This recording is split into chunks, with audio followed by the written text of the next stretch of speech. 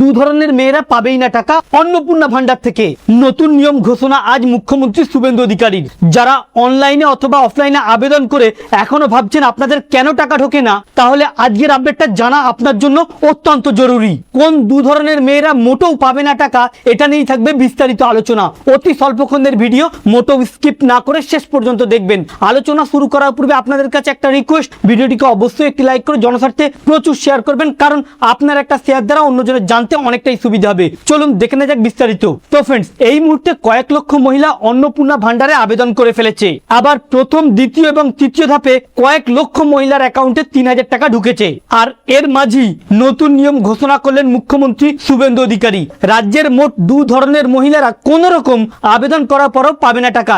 ইতিপূর্বে জানিয়ে দেওয়া হয়েছিল যে যাদের 2026-এর ভোটার লিস্টে নাম নেই তারা পাবে না টাকা। সে অনুপাতে যাদের 2026 সালে ভোটার লিস্টে নাম নেই এমন মহিলা অনেক রয়েছে যারা আবেদন করেনি।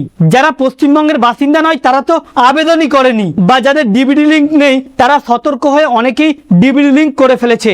এরপরও 1 জুন থেকে লক্ষ লক্ষ মহিলা আবেদন করে ফেলেছে।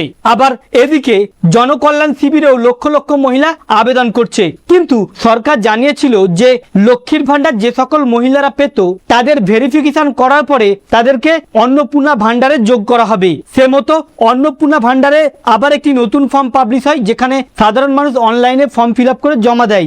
এরপরে এবারে জানানো হচ্ছে যে আবারও রাজ্যে মোট 2 ধরনের মহিলা তাদেরকে কোন রকম আবেদন করার পরেও টাকা দেওয়া হবে না, যদিও তাদের 2026 সালের ভোটার লিস্টে নাম থাকে অথবা পশ্চিমবঙ্গের বাসিন্দা হয়ে থাকে, তা সত্ত্বেও কিন্তু তাদেরকে দেবে না। প্রথমত বলা হচ্ছে যে সকল মহিলারা তাদের বাড়ির সন্তানদের সরকারি টিকা কোন রকম দেবে না বা নিজেরা কোন রকম সরকারি টিকা নেবে না, এই সকল মহিলাদেরকে কোন রকম অন্নপূর্ণা ভান্ডারের টাকা দেওয়া হবে না। অর্থাৎ এখান থেকে এটা পরিষ্কার বোঝা যাচ্ছে যে যে সকল মহিলাদের সদ্য বাচ্চা হয়েছে বা যাদের বাচ্চা রয়েছে তারা যদি টিকা না দেয় বা এর আগে সন্তানদের, তাহলে কিন্তু তারা আর টাকাটা পাবে না। দ্বিতীয়ত বলা হচ্ছে ওই সকল মহিলারা এই অন্নপূর্ণা ভান্ডারে আবেদন করার পরেও পাবে না যাদের বাড়ির সন্তানদের সরকার পোষিত অথবা সরকারি স্কুলে পড়াবে না। অর্থাৎ যদি কোনো মহিলা তার সন্তানদেরকে কোনো সরকারি স্কুলে না পড়ায় বা সরকার পোষিত স্কুলে যদি না পড়ায়, তাহলে কিন্তু তারাও অন্নপূর্ণা ভান্ডারের টাকা পাবে না।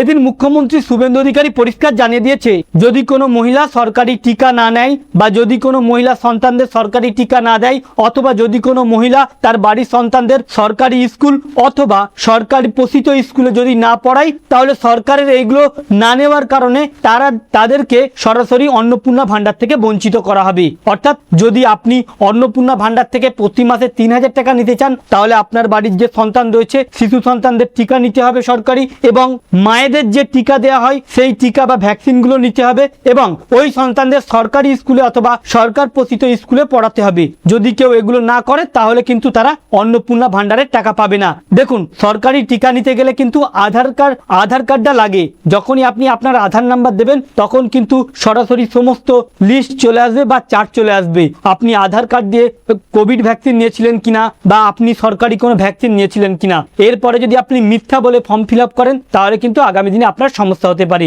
তো ফ্রেন্ডস, এই ছিল মূলত সরকারের তরফ থেকে অন্নপূর্ণা ভান্ডারে টাকা পেতে নতুন নিয়ম। আমাদের উদ্দেশ্য ছিল এই নিয়মটি আপনাদের সামনে উপস্থাপন করা, কারণ অনেকেই রয়েছে তারা আবেদন করার পরেও আশায় থাকবে আজ ঢুকবে টাকা, কাল ঢুকবে টাকা, বা অনেকেই ভেবেছেন যে আবেদন করার পরেই ঢুকবে টাকা। তবে তাদের জেনে রাখা উচিত, যদি আপনি সরকারি ভ্যাকসিন না নিয়ে থাকেন তাহলে কিন্তু আপনার টাকা ঢুকবেই না, এদেরকে সরকার টাকা দেবেই না। তো ফ্রেন্ডস, আমাদের উদ্দেশ্য ছিল এই আপডেটটি আপনাদের সামনে উপস্থাপন করা, যাতে আপনাদের জানতে সুবিধা হয়ে থাকে। ভালো লেগে থাকলে ভিডিওটিকে অবশ্যই লাইক করে শেয়ার করবেন। Thank you friends, thank you for watching.